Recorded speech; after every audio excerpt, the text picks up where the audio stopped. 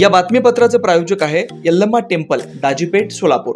सालाबादप्रमाणे यंदाही मंदिराच्या वतीने वटपौर्णिमा कार्यक्रम व श्री यल्लम्मा देवी व जमदग्नी ऋषी कल्याणोत्सव शुक्रवार 21 जून रोजी दुपारी 12:23 अभिजित मुहूर्तावर अक्षता सोहळा होणार आहे। तसेच विविध धार्मिक कार्यक्रमही होणार आहेत। या प्रसंगी महाप्रसादाचे आयोजन करण्यात आले। वेळ 12 ते 3, स्थळ दाजीपेठ, सोलापूर।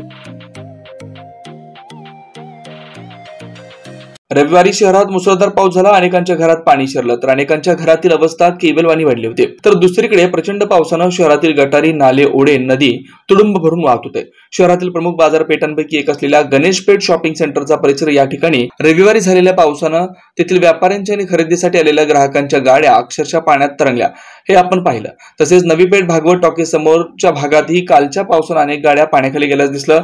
असे एकीकडे असताना सोमवारी दुपारी अचानकपणे शहरातील हैदराबाद रस्त्यावरील नाल्यात एका दुचाकी पडलेली दिसली।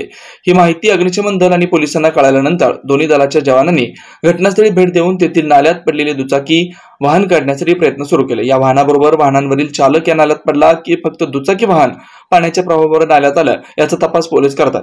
या घटनेची माहिती कळताच पोलीस घटनास्थळी पोहोचून घटनास्थळावरून गर्दी हटवण्याचा प्रयत्न केला।